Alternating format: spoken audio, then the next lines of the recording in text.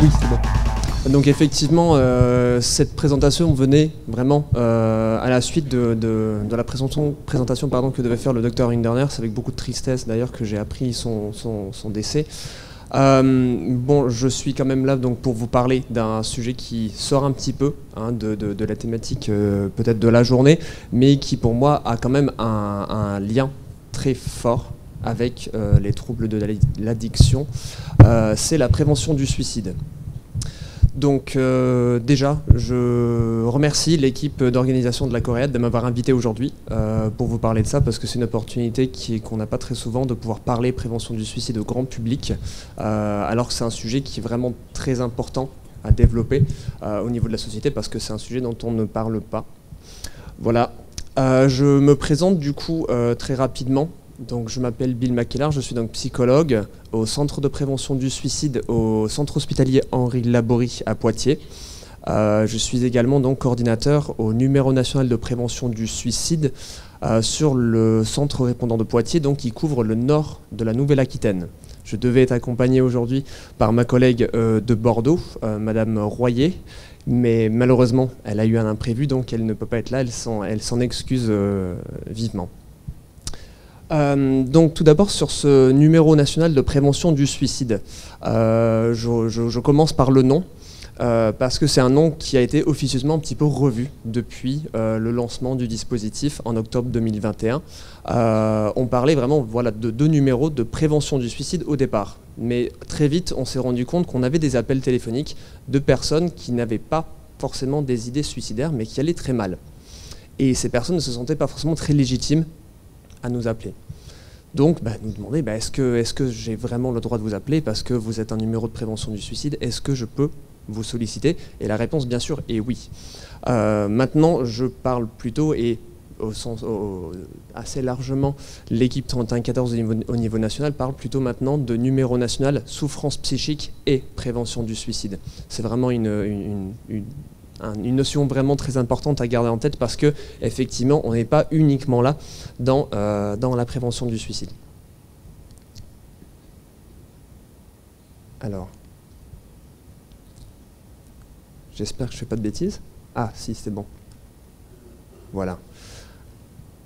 Alors, pour remettre un petit peu de contexte tout d'abord, en France, en 2021, puisque c'est la dernière année où on a des chiffres concrets, on a vu qu'il y a eu 8902 décès par suicide en France. C'est un nombre de décès par suicide qui est considérable, qui n'est pas du tout négligeable. En Nouvelle-Aquitaine, on a vu en 2022 surtout 12 000 hospitalisations pour tentative de suicide dans l'année. Ce qui équivaut, si on généralise la population nationale, ça équivaut à 132 000 hospitalisations pour tentatives de suicide au niveau national, en l'année 2022. C'est énorme. Et ce sont uniquement les tentatives de suicide qui sont recensées par une hospitalisation. Il y a une grande part de personnes qui ne passent jamais aux urgences et donc qui ne sont jamais hospitalisées suite à cette tentative de suicide. C'est vraiment une problématique de santé publique majeure qui nécessitait donc une réponse nationale et vraiment stratégique pour le coup. Et donc en 2018, il y a eu une feuille de route pour la santé mentale et la psychiatrie qui a été mise en place par la ministre de la Santé de l'époque, Madame Buzyn, avec notamment une stratégie multimodale nationale de prévention du suicide. Donc avec 5 axes, je ne vais pas pouvoir vous détailler les 5 axes au jour d'aujourd'hui parce que ça me prendrait beaucoup trop de temps, mais je vous ai mis le lien, je ne sais pas si vous voyez très bien en bas ici, qui vous ramène vers le document qui détaille vraiment toutes ces axes-là en détail. Donc l'action 4, vous pouvez le voir ici, c'est la création d'un numéro national de prévention du suicide. Donc on en parlait depuis 2018, voire même encore avant, c'est vraiment en 2018 que ça a été formalisé. Et donc la ligne a commencé en 2021. Donc comme quoi il faut quand même du temps pour mettre en place des grandes actions comme ça. Le 3114 du coup fait partie de cette stratégie multimodale, donc avec ces 5 axes qui sont vraiment imbriqués les unes avec les autres. C'est-à-dire qu'on ne travaille pas seul, et surtout on ne travaille pas avec ce qui existe, enfin on ne travaille pas sans, ce qui existe déjà sur le terrain. Vous allez le voir quand je vais en parler juste tout à l'heure. Notre mission principale va être d'orienter les personnes vers des solutions sur le terrain, vers des ressources, vers des professionnels qui vont pouvoir aider sur le long terme. Donc sans ce qui existe déjà sur le terrain, sans les centres hospitaliers, sans les associations, sans les structures d'accompagnement social, on ne va pas pouvoir aider les personnes puisqu'on n'a nulle part où orienter. Donc c'est vraiment très important à garder en tête qu'on ne vient pas de nulle part et puis surtout on travaille avec ce qui existe déjà.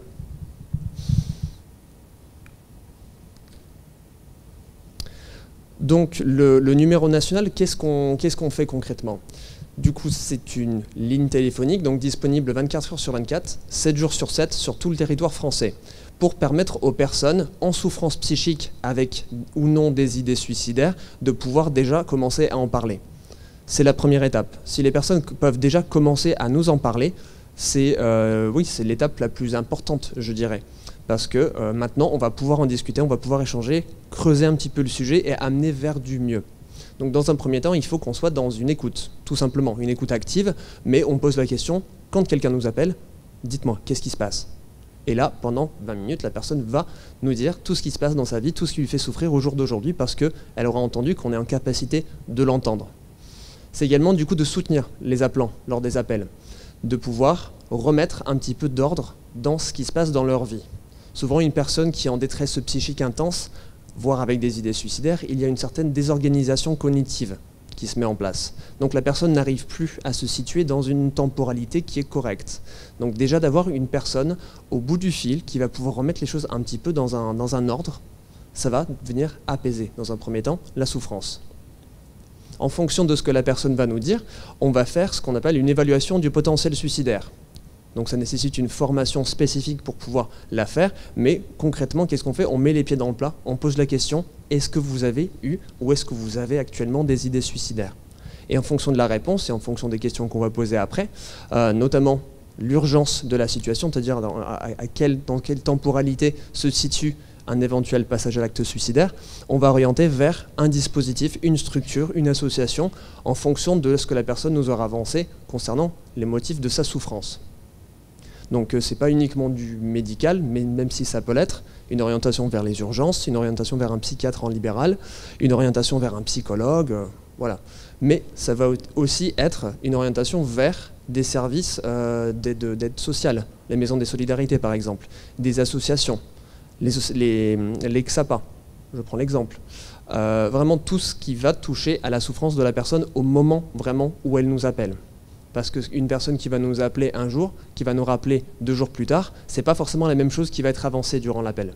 Donc on prend vraiment la personne telle qu'elle est au moment où elle nous appelle. Et en fonction du coup où est-ce qu'on va orienter la personne, on va prendre contact dans la mesure du possible avec les professionnels pour informer de la situation.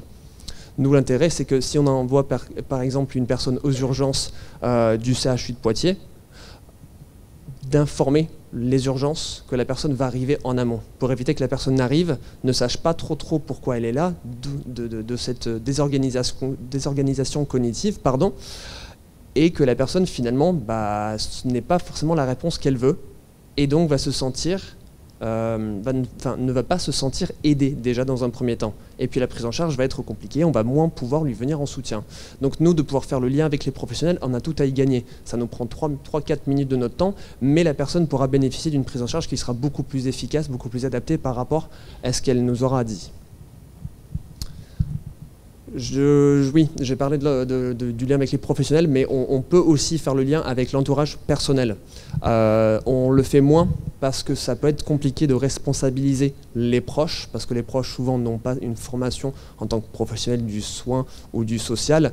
Mais quand une personne nous demande de faire le point, par exemple, avec un membre de la famille, eh bien, on va le faire, mais sur demande, là pour le coup, de la personne.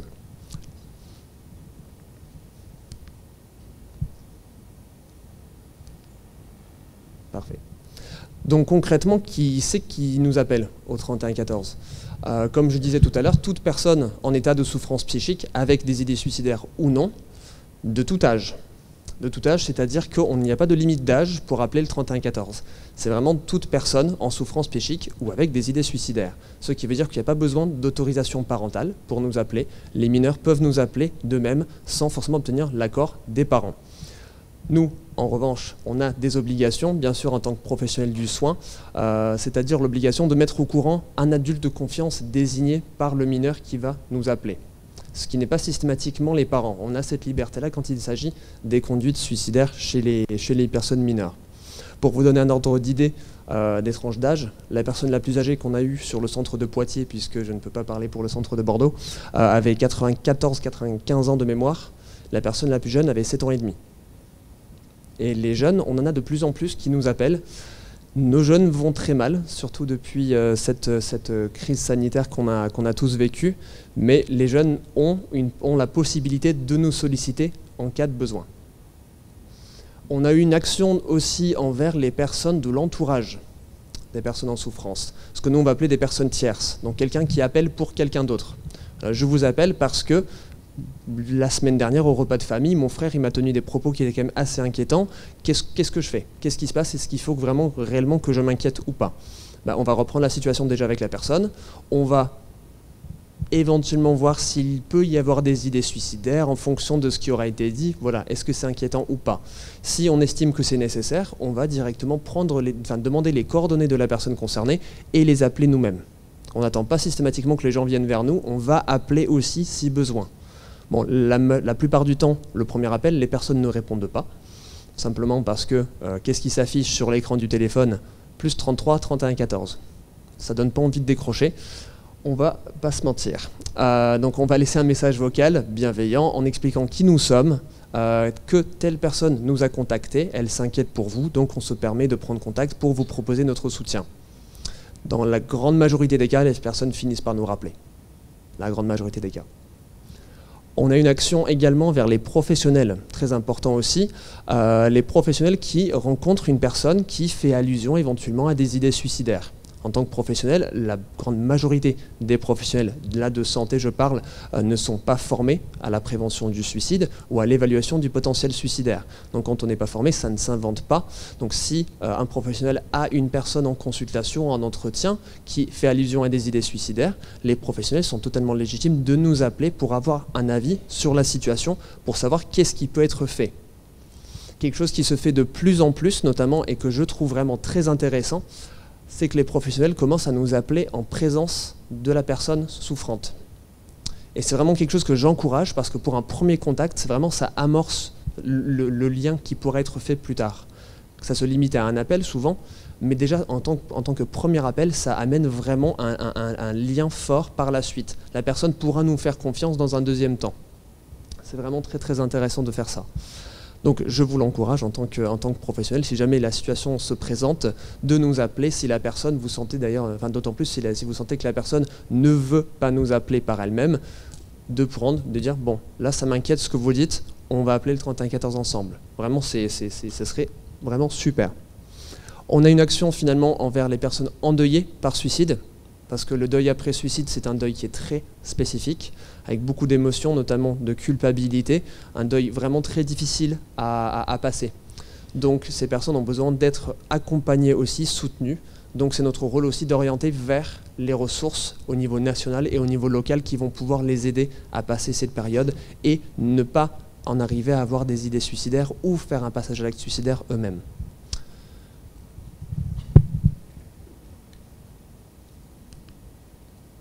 C'est par là-bas. Voilà. Donc, pratico-pratique, comment ça se passe au niveau national? Donc, vous avez à gauche ici la liste des centres répondants en France au jour d'aujourd'hui, avec donc le centre de Tours et la Guadeloupe qui viennent d'ouvrir, donc la carte est un petit peu, doit être mise à jour, qui viennent d'ouvrir, donc on a au moins un centre par région, donc pour la Nouvelle-Aquitaine, donc Poitiers et Bordeaux, et vous avez aussi Auvergne-Rhône-Alpes où il y a Lyon et Saint-Étienne pour cette région-là. C'est vraiment en termes de superficie, de taille à ce niveau-là. Ah, c'est moins pratique. Donc quelqu'un qui appelle de Gironde va tomber en priorité sur le centre de Bordeaux par exemple, hein, et quelqu'un qui appelle du Poitou-Charentes ou du Limousin va tomber en priorité sur le centre de Poitiers. Cette carte que vous voyez à gauche, c'est la carte pour le fonctionnement la journée de la ligne. La journée, j'entends de 9 h à 21 h tous les jours, donc week-end compris, jour férié compris. Hein. Ça c'est le jour. À droite, vous avez plutôt la répartition pour la nuit. Il y a 3 centres référents pour la nuit, Brest, Lille, Montpellier. Donc qui assure la réponse téléphonique de 21 h à 9 h sur l'ensemble du territoire. Notre centre de référence, vous voyez, c'est le centre de Brest, ce qui fait que quand quelqu'un appelle de la Nouvelle-Aquitaine la nuit, passé 21 h, elle va tomber en priorité sur le centre de Brest, et sinon, si Brest sont occupés, sur les centres de Lille ou sur Montpellier. L'appel va être rebasculé. Cette notion de basculement des appels sur les autres centres est très important parce que les retours qu'on a eus depuis l'ouverture du 3114, c'est que il y a quand même beaucoup de temps d'attente parfois, et on a un peu de mal à vous joindre. Et effectivement, c'était au lancement de la ligne, un sondage a été fait, une enquête a été faite pour savoir combien de temps les gens seraient prêts à attendre avant d'avoir une réponse téléphonique. Le temps qui a été retenu, c'était 20 minutes. On ne va pas se mentir, c'est beaucoup trop long, et on a très vite vu que c'était beaucoup trop long. On a 90% des personnes qui raccrochent au bout de 2 minutes de temps d'attente. Donc depuis il y a 3 semaines, donc c'est une bonne nouvelle que je peux vous annoncer, depuis il y a 3 semaines, il y a un nouveau fonctionnement qui s'est mis en place où les appels sont rebasculés au bout de 2 minutes sur tous les centres qui dépendent de la même zone, comme vous voyez. Donc on va avoir, si un appel tombe sur le centre de Poitiers, il y a au bout de 2 minutes, Bordeaux, Angers, Rouen, Brest et Dijon vont pouvoir répondre à l'appel. Ce qui va faire en sorte que les personnes qui appellent vont pouvoir avoir une réponse beaucoup plus rapidement et de façon beaucoup plus certaine. Oui, chose que je n'ai pas indiqué aussi, tous les centres répondants sont hébergés dans un centre hospitalier de France. Donc à Poitiers, c'est le centre hospitalier Henri Laborie.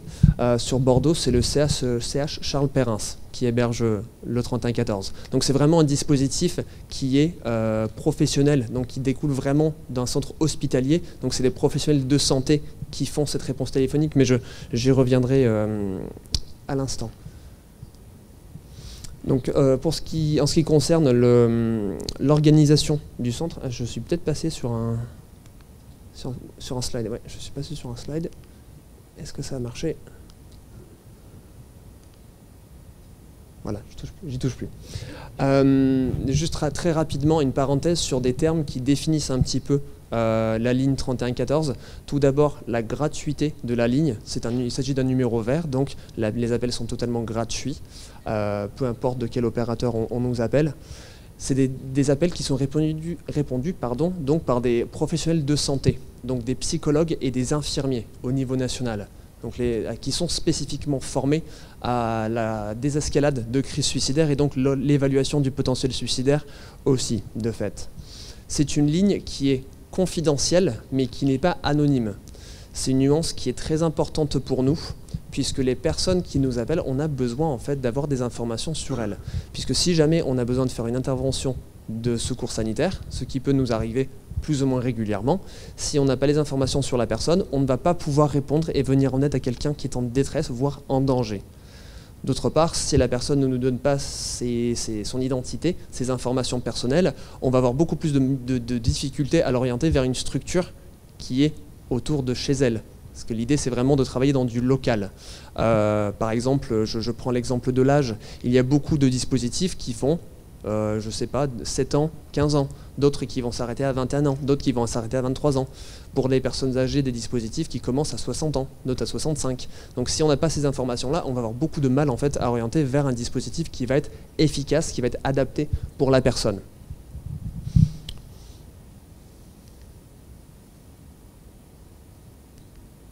Là, c'est bon. Ah non, toujours pas. Ça ne veut pas, c'est bon.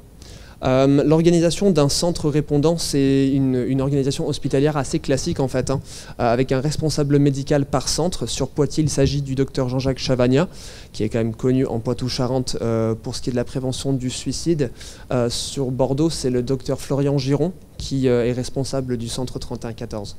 Dans chaque centre, il y a également donc, un cadre de santé pour organiser le quotidien, une secrétaire médicale, un coordinateur ou chargé de réseau donc, qui est là pour faire le lien avec les professionnels sur le terrain concrètement et également former les personnes qui souhaitent être formées.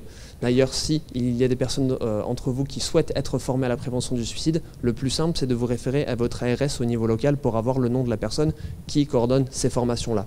En fonction de là où vous vous situez, les formations peuvent être gratuites. Donc c'est intéressant d'aller s'informer quand même. J'en étais où?